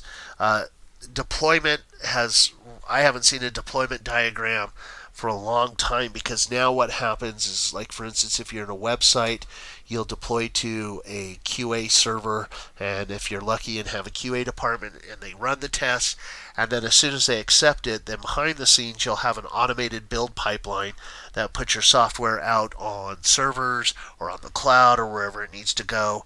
And so the physical architecture itself may not be as important anymore on how things are deployed. You just know you deploy to this server, especially where you have VMs and the physical architecture can change. If your physical architecture changes and you've got this deployment diagram, then you're going to have to keep that up to date, because if somebody comes behind and says, oh, here's a deployment diagram, and they see something that's out of date, again, that's very confusing, and it's could cause a lot of problems. They all serve a different purpose. There's some that are from the client's viewpoint, and then there's some that are more technical, such as the object-oriented ones that we talked about, like the class diagram, sequence, data diagram, etc. Those you don't ever give to the client. They don't care. They probably wouldn't understand, and they don't want to have to, get something that's confusing to them or have to understand new terminology. You're just going to give those to other developers who are working on the team. From the client's viewpoint, you're going to give something like, here's the use case diagram. User 1 comes in and they click on this button and this happens, and then they come back and then this happens and this happens, and they say, yes, that looks fine. So understand that all of these diagrams you're creating are for various audiences.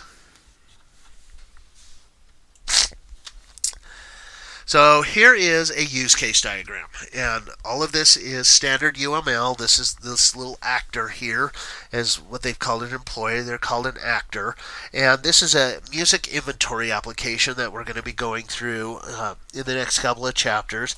And so what are the things that they're going to have to do? Well, they have to log on. They want to maintain artists' albums, update inventory, run reports, and log out. So you look at that, and that's very high level. What does it mean to log in? Well, that means, that the person puts in a username password. Well, maybe.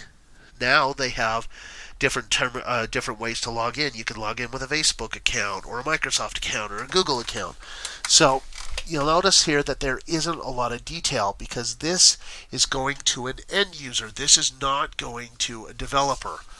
And so you'll notice here that you show what's going to happen at 100,000 foot view, at a higher view. You're not looking at this in low detail, because that's not something you want to confuse the user with.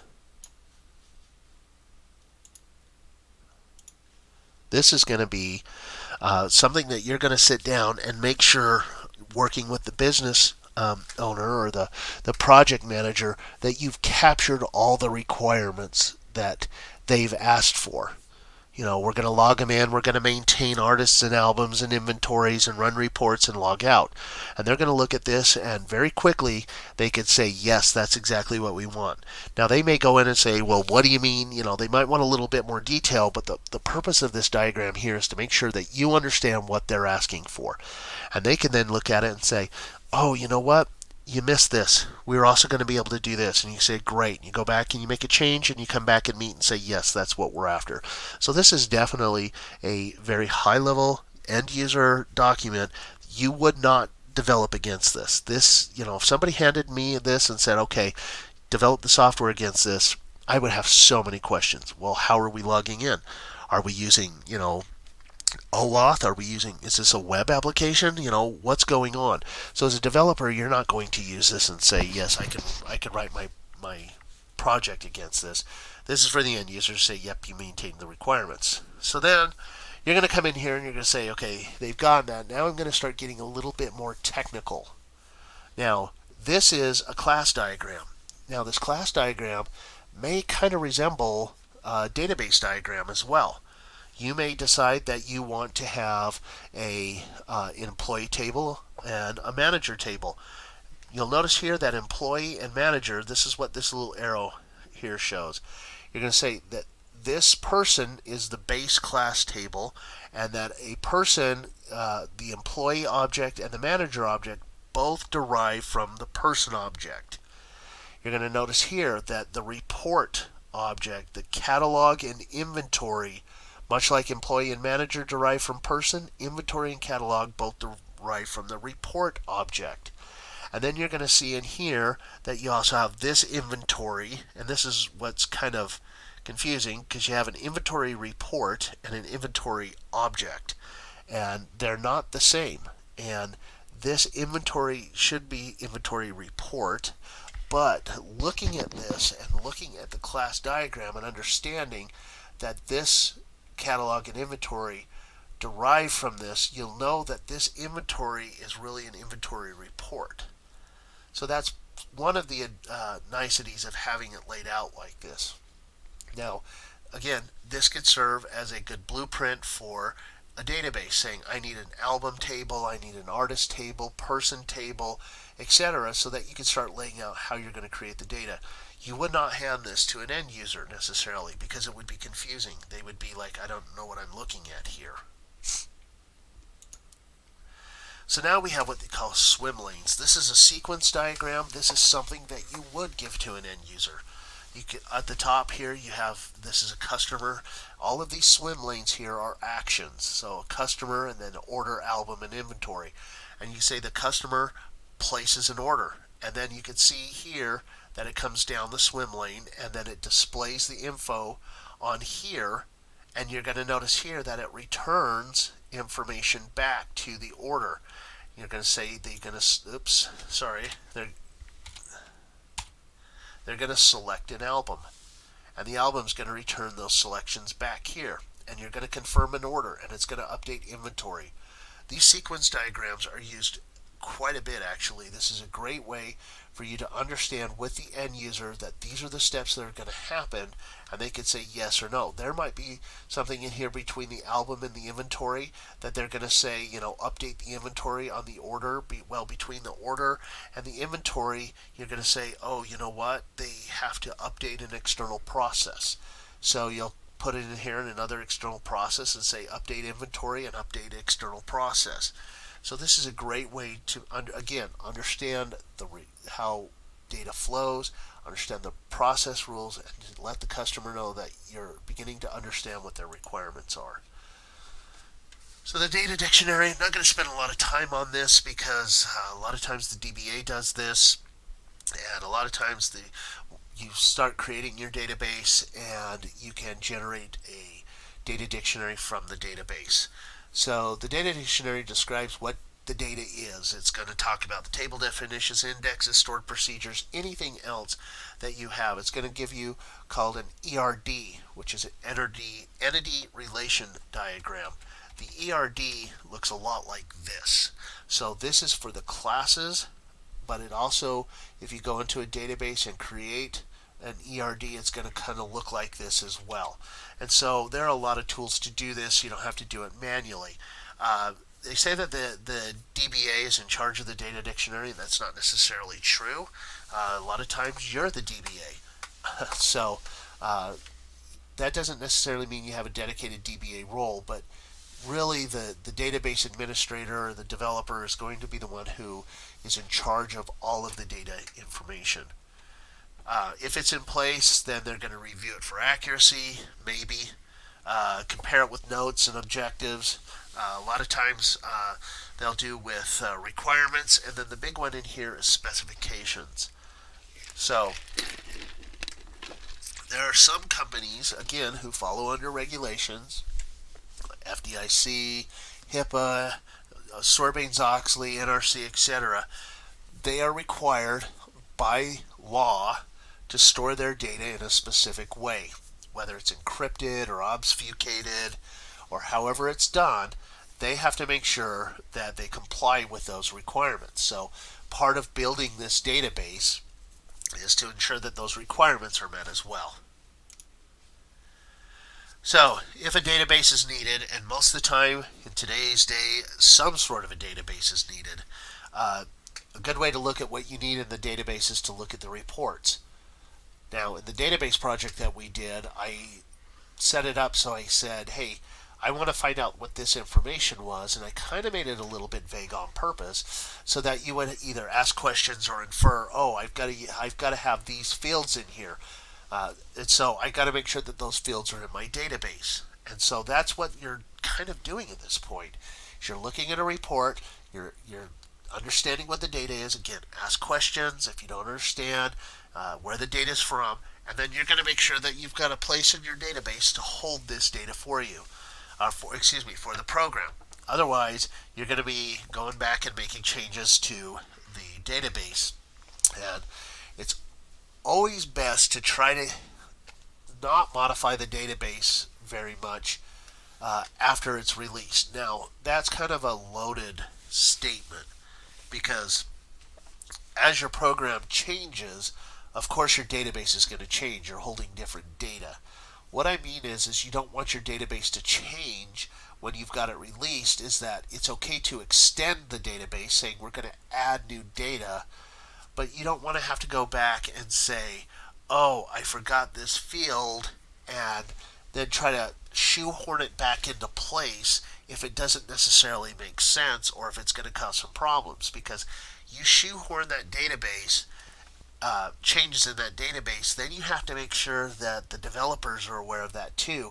I can't tell you how many times that we've gone back and changed a table because we forgot a row or a column, and then we found out that the underlying stored procedures had been affected, or a trigger, or something along those lines. So you really want to make sure that your database has captured the data correctly, and oftentimes we'll find that we're creating the database before we create the program just to make sure we have all the information there. This is a data dictionary. You want to go through these, the figure 13.8 in the book and write this down, that's great. But this is something that just is really, in my opinion, a waste of time, because you can go and get this information from the database itself, and there's no reason why you shouldn't have access to the data dictionary and not have access to at least a copy of the database, even if that database is in a testing environment or something else. So to go through all of this information and all of this time and effort, to me, is a waste of time. Because when you're creating tables, you can put in the fields, you can put in the descriptions, all of this can be generated from just designing the database. Alright, designing reports. This is something that has become more of a specialty. Initially, when this started out, a lot of developers were designing reports in programs like Crystal Reports or SQL Server reporting services, or a lot of report tools out there. There's a lot of them, and now it's become in the last couple of places I've worked, reports have kind of fallen into the domain of the database administrators, or just what they call power users, because the reports themselves are becoming easier and easier to develop. It used to be that you had to have more of a programming background, more of a technical background, and that's not the case as much anymore. Access, starting with Access 2.0, really became a great report writer for a lot of people. And so if you're tasked with writing the reports, then you need to go out and you need to meet with all of the users of the reports. Well, understand that one report often doesn't fit the bill for everybody. So for the upper management, you usually have what they call a dashboard or KPI, key performance indicators, that they're interested in looking in. And a lot of times those reports will be like a gauge or some sort of a chart that they can just quickly look at and not have to sit there and dig in on the numbers. That's a way for them to understand, hey, we're above goal, we're below goal. It's not a in-depth report by any means, and it can be very informative to a lot of people. But then you'll have different reports for different people. You'll have end user reports, possibly. Hey, how did I do as a user today? Did I meet my quota? Did I, produce enough items? Did I, meet my goal? You'll have a manager who will have different reports. They'll have different fields. HR will have different fields in their reports.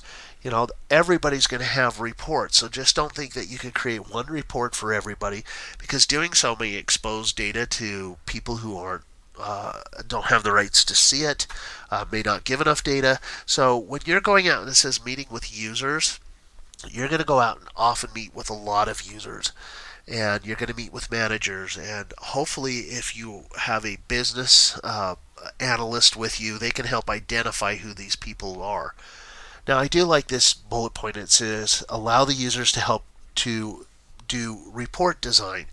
That doesn't mean you walk your hand hold them through how to use software. It may be, hey, show me what you want your report to look like in Excel, and we'll go from there. That often helps. So get their input, because as a developer, you may say, well, here's the data. This is good enough for me. It's amazing to me how many times I have had the same report with the same data, but one manager wants a field here in the front and the other manager wants a field over here, and it's like the end of the world if it's not in that same format. Even though you go, well, the data's here, it's over here. No, I want my report to look exactly like I'm used to seeing it.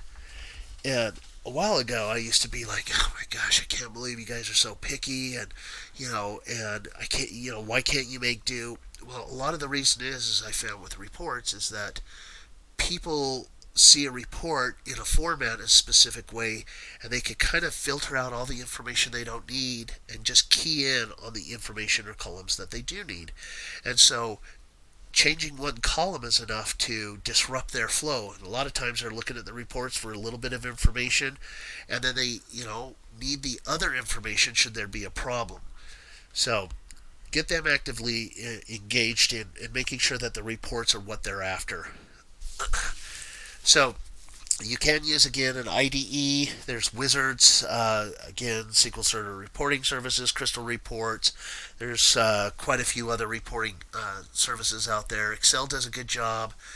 Even Access can still hook up to databases and allow people to use an IDE to generate their own reports. But sit down with them and actually take the time and listen to what they're asking for. And a lot of times it doesn't make sense to you, but make sure you get those requirements. If you can deliver reports to people, this is kind of the big validation to them that your software is working. It could go through all the testing, it could go through all the use, but once they get that report looks as close as you can to what they originally had, that's often the validation they need, and that will kind of cover a multitude of sins, so to speak, if your software doesn't do everything. A good report does help soothe quite a few upset people. So this is just a report design that is something, there's no definition of what's a good report and what's not a good report. I don't like this report because I like lines on mine, but I could see what they've done here. They've, collected the artist and the titles and the CD. And so, that's just one way of putting together a report. There's millions of ways, I'm sure, to do it. There's millions of tools to use it. You could even embed the reports directly in the software by using some of the report designers that they have. So, there's classes for this. This is again a whole programming subgenre if you want to get into just be a report designer. So once you've done that, you can start structuring the application's logic flow.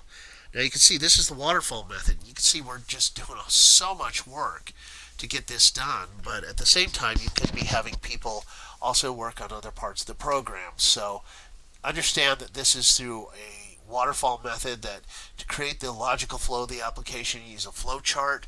This gives more technical details of how the program and the system are going to do the tasks needed to get to the end goal based on a number of decisions. So flowcharts are the biggest way to do that. And we're going to take a look at a flowchart here. You're going to see this is a standard flowchart, and this is something that I highly recommend that you get in the habit of doing no matter how small the program is, because you will be surprised as you're starting to design a program how many decisions you get to. So for instance, we start. Okay, now this is a flowchart to just drive to school. And you'll notice that it's a 100,000-foot view because it says we're starting. We don't say where we're starting from. It says put the key in the ignition and turn. You're going to notice that we miss some steps. Unlock the car, open the door, sit down, put on your seatbelt.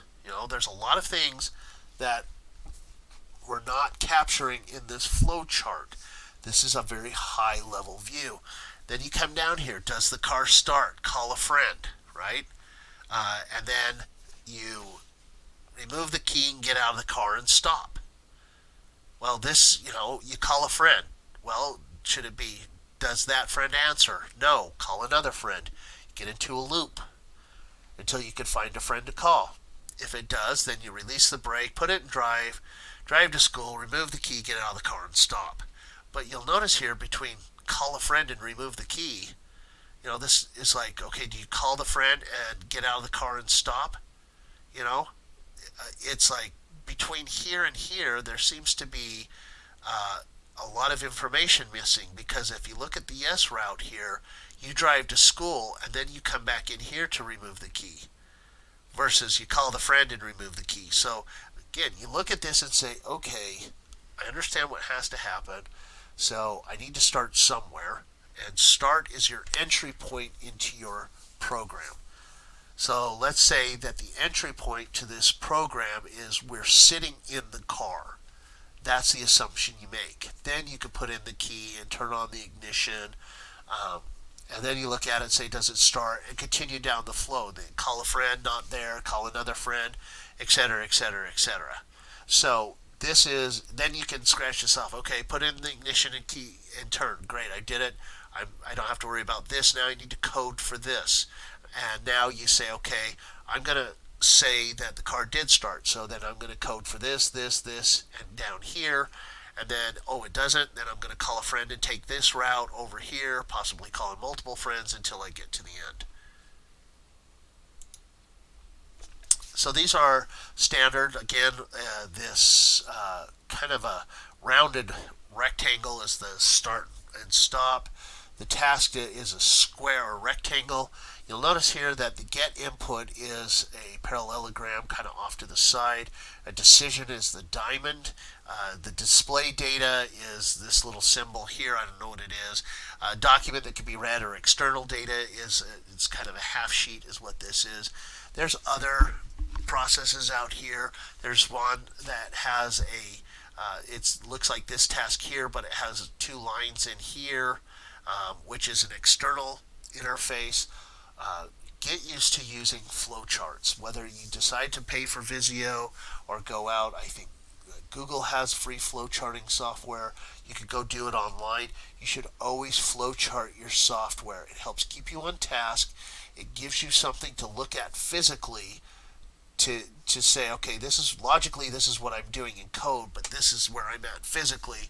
Hey, I just realized that I've got another decision here. What if that friend's not here? Then what do I do? And so it helps keep you on task. Otherwise, you could get lost in the weeds if it's an especially difficult or a complex piece of software. Pseudocode, I'm torn about on pseudocode. To me, pseudocode should be some comments that you're wanting to do. And this is not a uncommon practice as you're going through and you're developing a path through your code, and then you come and you realize, oh, I can't do this right now because either this part of the software is not done or I need to validate that this needs to be done. There could be something coming in here. You could put in a comment note that says to do, and then you could say, I need to do this. But to me, to go through all of the process of creating this pseudocode, to me, it's like put the key in the car. If the car doesn't start, call a friend, take you to school. If it does start, release the brake. All of this here just seems to be a waste because all of this information here is right here. So why would I write out pseudocode if I have a flowchart that already says what this says? Pseudocode to me is not necessarily, this is nothing more than a set of comments. Pseudocode might be it's kind of like quasi-code in the language you're developing in, but generally it's comments. Coming back as a reminder to do something. It doesn't make sense to me to take the time to write something that I already have in a flowchart to go and then write code. Now that's just me. I've never done pseudocode. In all the time that I've programmed, I've given myself notes and reminders with comments, or I've used comments to describe what some code is doing. But to me, it just seems like pseudocode is a waste of time. And talking to a lot of my groups of contacts and friends, I always ask the question, you guys ever pseudocode? And people really, reach for it. Well, I don't know. I think maybe I have. And we always come back to the conclusion that we either leave ourselves some notes to do something, or we use this as our documentation for pseudocode. So now you start building a prototype. And this is where you can really get yourself into some trouble. Remember that a prototype is not, the goal of the prototype should not be to develop the end product for them to use. A prototype should be something to give them a visual indicator of where you're going as a UI, so that they could say, whoa, you're way off course. That's nothing like what we want to see.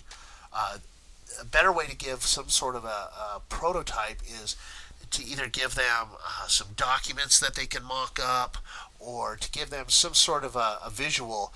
But I just remember when we did a prototype and we quickly threw together some screens, developed some screens, and when they clicked a button, it did this and it did that, and we got this prototype. They said, we love it, we want it out tomorrow.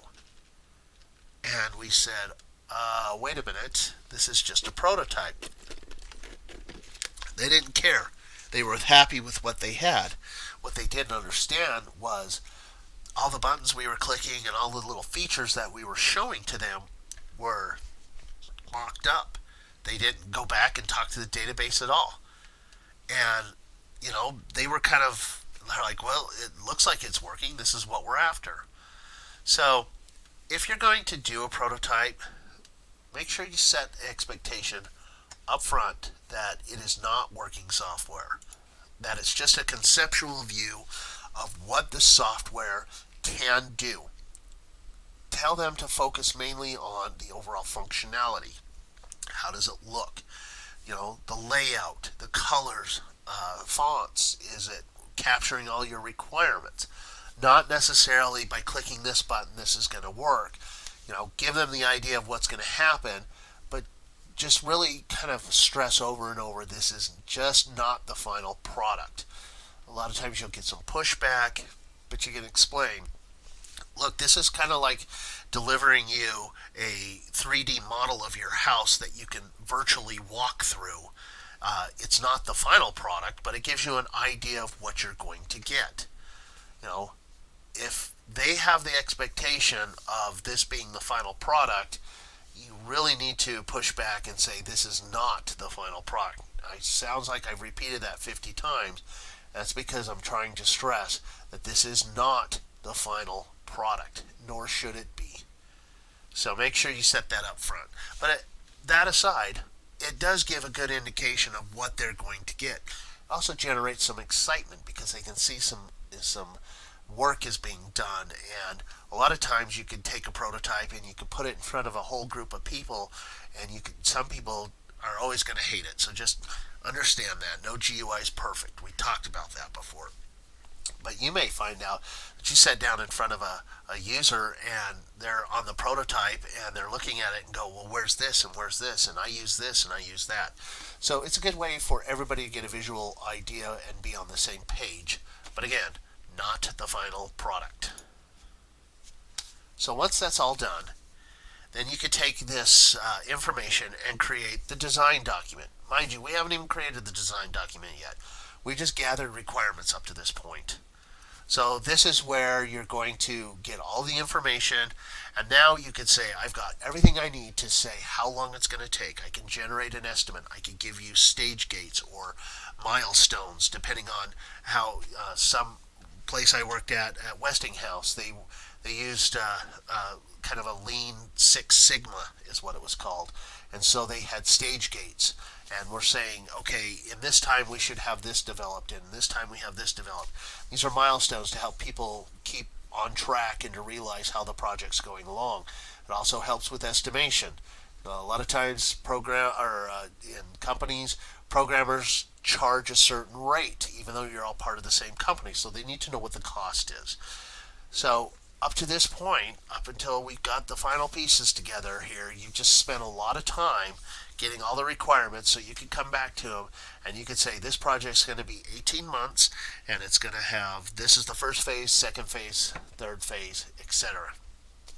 And then they say, make the user sign the document. That goes back to that first requirements document that I showed. Make sure they sign it. Make sure they date it. Make sure they understand that if they need to change the scope, if they need to change the requirements, that there will be changes in either pushing back delivery dates or functionality. Make them decide what's most important. You don't need to do that. And then if there are changes, then you need to go and create an addendum and say, here's the changes that were done after the signed document. Go through this whole process again, put them in the addendum, and make them sign that as well. So that's what all of this was about, is getting to the point where you can get an estimation together. Now with Agile, this process is done, albeit on a much smaller schedule and a much quicker, usually 2-week time. But again, it's pretty much the same process. You may not be designing any sort of prototypes for end users in Agile, but you will be trying to get the requirements and understanding everything so that you can give a good estimate. And then they're going to go through here on some of the design documents of all of the things that you need to put in there, whether you do need to have a table of contents in the directive, definitions, all of these things like this just depends on how the company you work for makes the requirements for, sometimes under regulations. Like for the government, you have to put this stuff together. But again, on Agile, this isn't necessarily done to this extent anymore because it's so, again, agile, that's the name, in making those changes. And so remember, this document, if you decide that this is the route that the company needs to go, all of changes to the software need to make sure that the accompanying documentation is kept in sync as well. So again, you're going to put in your UMLs, and then you're also, at the end, going to put in employee bios and profiles, and then signatures and everything else. Now, one thing to understand with this is that this is, if you were to be, let's say you're a third-party contractor, and you were going in to put a bid on some software for a company, this may be an appropriate document that you want to deliver to them. that you go in and say, here's our cost, here's how it's long, and then include the employee bios and say, hey, this employee's been doing it for this long, and here's the, so that they, if they're making a final determination, they can. But again, if you're doing this for a company, you're probably not going to do those things.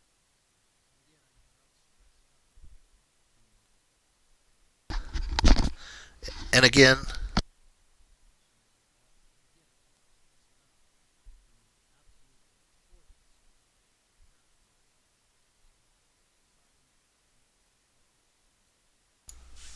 okay. So let's talk about avoiding the pitfalls. One of the pitfalls that we have is they call it user phobia. Um, it's the fear of the users included in the design process. That is probably less of an issue now. I would say user phobia is probably better termed if too many people get involved in the process. Um, you need to have designed contacts, you need to have designed people who are working at their jobs in an aspect, meaning that you don't want 20 end users to come in and talk to you as an end user because you're going to get 20 different ways. You're going to want a super user. Their aspect is the spokesman for those 20 users, or a manager. You don't want too many people coming in, otherwise you'll never reach an end goal. This heaps of work syndrome, this really is what Agile helps to address.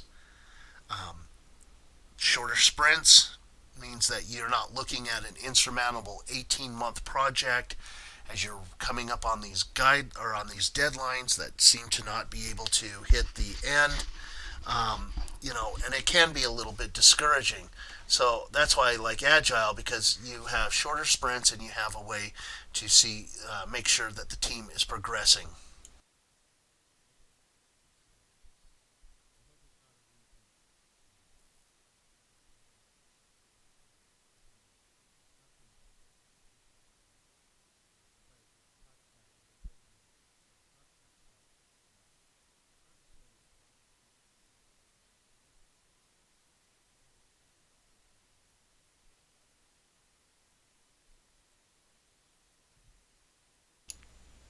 Okay, I'm hoping that I got past the problems with the microphone.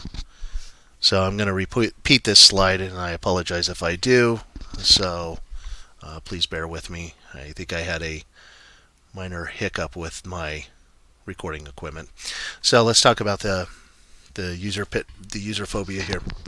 So we have too many people, too many cooks spoil the broth sort of problem here with user phobia. And to me, users should be involved, but not all users. So again, you should have a designated speaker, or like, for instance, a super user who has been on the system long, knows how things work. They can be kind of the spokesman for the group, and knowing that they're going to have more valuable input. If you try to go out and talk to every single user, you're going to spend a lot of time getting a lot of different ideas. So make sure that up front, before you start getting involved with this, that you have all the designated contacts, who's going to be responsible for what, and who you're going to talk to. That way you're not chasing your tail or sending out 50 emails to everybody. You can just send out one email and get that information. The too much work, or the heap on the work syndrome, as they call it, this is why I like Agile. I mean, looking at a 18-month project, it seems insurmountable. And yet, if you are able to work 2 weeks at a time and get some of this process done, and then you can see an end result, and the clients can see an end result, then you feel a little bit more accomplished. But I do like this solution in here. You need to be confident enough to go into your manager and say, I think that we are trying to do too much, or we're biting off more than we can chew. And like it says in here, document everything. When I talk to my managers, when I talk to people, I like to do it via email. That way we all have a recording of what happened and what's going on, and that there's no misunderstanding whatsoever. Oftentimes, things can be interpreted, or somebody could say something to you in the hall and expect you to use that as a requirement. I've told people before, hey, that's a great idea. Why don't you send it to me in an email? Or better yet, if you're lucky enough to have a business owner, you could say, hey, go talk to this person. If they think that's important, they can get that put in there. But if you do believe that you're being overwhelmed with too much work, my advice to you is to speak up early. It is easier to take care of a problem early and head it off at the pass than try to come in after the fact, having missed a deadline, and then saying, well, here's all the problems. Now, remember in the debugging, it says, I will own the problem. And here you will own your code as well. So it does no good to point fingers or to play a blame game. As soon as you know you're not going to meet a milestone, as soon as you know that you're not going to meet a requirement in the time frame given, it is best to speak up early because contingencies can be put in place. It's never a good thing to do that after the fact because, people will wonder why you didn't speak up, and then it can really look bad on the IT department and yourself. So again, be honest. That's the big one. Honest with your manager. That means being honest with yourself. Scope creep. Scope creep. I've talked about it the whole lecture here. If you don't have a signed document and define requirements, then you're going to get scope creep. And that's making continual changes and extensions. Now, it says the solution is use a phased approach to development. That's not necessarily a solution, in my opinion, because if you used a phased approach, that phase can still mean that somebody else thinks that this is important and it needs to be put in now. The solution to scope creep is get a requirements document that is signed, an understanding by all the parties involved, and hopefully have someone designated who is going to be the spokesperson, whether it be your manager or project manager, so that if somebody comes in and wants to make changes, that you're not the one having to make those decisions. Those decisions are made by the project owner. If you get stuck in that position, a solution is not necessarily a phased approach. If the scope creeps, you need to be clear and concise and say, look, you want these changes done, then it's going to push back the deadline. If you can't push back the deadline, then some of these requirements have to slip. Which one's going to be? And push it back on them. Hold firm, because if you let the scope creep come in, then you're going to be spending a lot of time chasing your tail. You're going to often find that scope creep comes in, could be contradictory or conflicting with other requirements. So do not allow that to happen as much as you can. I can't stress that enough. That will ruin a project faster than almost anything else, is allowing people to do what they call a shoulder tap and to get something snuck in. Hey, do me a favor. Those kind of things like that. Stick hard to those requirements and make sure if they're not going to stick to them that they know what the consequences are. Gold plating is a problem because all developers get excited and we want to, hey, they call it low-hanging fruit. Often it's something not approved by the end user that you want to put in there for a little flash or a little gee whiz, or you want to try something out. And you don't necessarily want to do that because there's a kind of a misconception that, hey, if I just add this feature, it's going to add value excuse me, to the project. And then they're really going to be excited and they're going to want us to do more development for them, maybe. Often found that during my time of developing, that this gold plating or putting features in there they didn't ask for oftentimes goes unnoticed. There have been times where the user's like, I didn't ask for that. And you try to explain to them why you put it in there, and they get upset. I didn't ask for that. So stick to the requirements and make sure that if there's something that you do want to put in there that you do think is necessary or is a gee whiz factor, that you explain, hey, by just spending a little bit of time, or I could also do this if you want, if you feel so inclined to do so. But make sure that it's in the requirements document, because remember, someone behind you is going to come and take care of the software. And if you've put a lot of your own features in here just as niceties, not approved, that aren't documented, that makes it really difficult for the person behind you, because if they're trying to make some changes and it's changes to the stuff that you put in there as a nice to have, they may not understand the whole functionality behind it, and it could cause more problems. So again, stick to the requirements. If you're expecting them to stick to the requirements, they should expect you to stick to the requirements. If you want to add some features that you think are nice, then you need to make sure that they're aware of those. Just a couple of roles on and we talked about this the whole time. The project manager doesn't necessarily pick the right players for the right positions anymore. That's often done in Agile, under the Agile team. And generally you'll have someone who's stronger in front end development or in back end development, database development, etc.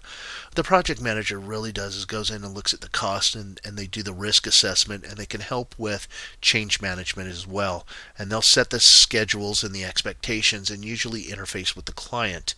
That's really what they do. The choosing of the team and the players, a project manager isn't generally technical enough to do that. And so that usually ends up being either a program manager or a lead developer or something along those lines. So as a project manager, you're just making sure everybody's on task and that you're there to resolve any conflicts or any concerns that either side may have. So development team may say, hey, we got a concern with this, and the project manager can go in and figure out what the problems are. They can remove any roadblocks, etc. The database administrator, DBA, generally is the person who maintains the database. You may, as a developer, have access to create in a test environment to create databases, but they generally have the final say in security and rolling out changes and managing the database to ensure that it is available, and that if there are any problems with the database, they're the ones who are going to resolve those problems. This is old school here. This is called Microsoft Project, and this is definitely waterfall based, because you can see that each of those tasks are based on the one being done before it. So, we have a development task that's going to take, this long, and then after the development, the testing, and then after testing, there's bug fixes, and after that, then there's final testing. And you'll see it's more of a waterfall approach, where in Agile, you're going to have development and testing going on simultaneously, and those tests are going to come back with bug fixes. You're going to iterate through that until you finally release that. So software developers, we know who we are. We're programmers. We're the ones who are writing the code in the language of choice to meet the requirements, to interface with other systems, interface with the database and the end user. The client is they say, the driving force behind the project. It can be a human, or remember, it can be a machine or another interface. This is who ultimately needs to have, if it is a human, they ultimately have the requirements satisfied, because they're the ones who are going to be using the software the most. If you're lucky enough to have a QA, these are the people who are going to go in and take the requirements document and write automated tests to ensure that what code you put out is going to not break, not throw bugs, is going to work as expected.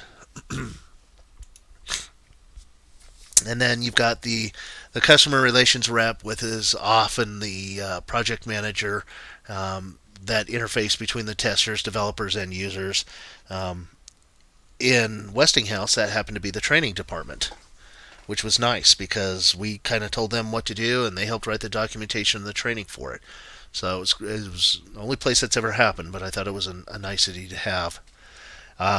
Then you may have people who do the installer. They're called DevOps now. So if you look and see jobs and they want DevOps experience, these are the people who can roll out the new software or the changes, whether it's the cloud or on-premise, and they're the ones that make sure that everything gets out smoothly. And that's also the installer. So the generator of the media and the installer are generally now in DevOps. Very rarely are you generating a CD. If you are generating an installer file, it's for someone to download. And so those are the people who make sure that your program can get out to be used by everybody in the company. So a couple last thoughts on this software engineering. Um, it it says that you get good design results if you follow these processes, and that if you skip these steps, you can have problems. But I don't know if I necessarily agree with that statement, because there are some projects that are small enough that this is overkill. I've had a project when I was at Westinghouse that the plant manager came in and asked me to develop a piece of software that kind of was specific to one application. I got the requirements from him, which always, again, get the requirements. He said that's what he was after, and I was able to deliver it without having to go through everything else. So this isn't a necessity. Remember as well that in Agile, documentation is not as heavily focused on as it was with Waterfall. Yes, it's important to get the requirements. Again, do not code without requirements. But if you do go through all this documentation, when you start making changes to your code, you have to make changes to your documentation. And so Agile came around, smaller sprints, so the team knows with what they call a velocity how well they're doing, how well they're meeting their goals and closing their tasks. It's much faster feedback than, say, an 18-month waterfall project. Know that the project manager is really the one that you should go to help resolve concerns, to get roadblocks out of the way, to kind of make sure that the project is on task. And the other one is include a thorough testing cycle. I know that it seems as though as it gets towards the end and you're getting ready to release, and then nobody wants to test because you just want to get it out there to meet those deadlines. It is critical you test your software. You need to make sure your software is as bug free as possible. And if you're lucky enough to work in a company that has a separate testing department, I, by all means, utilize them. And if possible, understand that testing your own code, you're always going to get what they call happy path. That it's going to be, shortcuts are going to be taken because you're going to want to get moved on to the next development task. So make sure that you have a good testing cycle as much as you can with the resources you have, because you ultimately want to make that end user happy. They're the ones who are going to be using your software, and they're the ones who are going to come back and say, "This is this has really helped me do my job," or "This has made my job so hard because of all the bugs." And then you're scrambling to fix bugs, and then your reputation as the IT department is not putting out quality software. Know that the engineering has a lot of steps to follow, and it's usually what they call the software development lifecycle. Again, they talk about waterfall in here, but most of the development industry now is moving towards Agile. So as you start your development career, for those of you in the class who are, I suggest at this time to start looking at Agile and the methodologies of Agile, because you will find yourself hitting the ground running in a lot of shops. It's a good practice. I like it. I mean, it's not perfect by any means, but it's better than Waterfall. Know that the design document and what's involved in that is the blueprint. No, in the UML, really, the biggest part of the UML to know is the flowcharts and the use case diagrams. Those are the two that I still see a lot of and that are used quite a bit. Know that using reports is a great way to dig up additional requirements that may be hidden. Ask questions. Take the time as much as possible to learn how the business works so that you can come with suggestions, or if there's a problem, you can speak to the processes involved so that people understand the problem in more depth instead of taking guesses.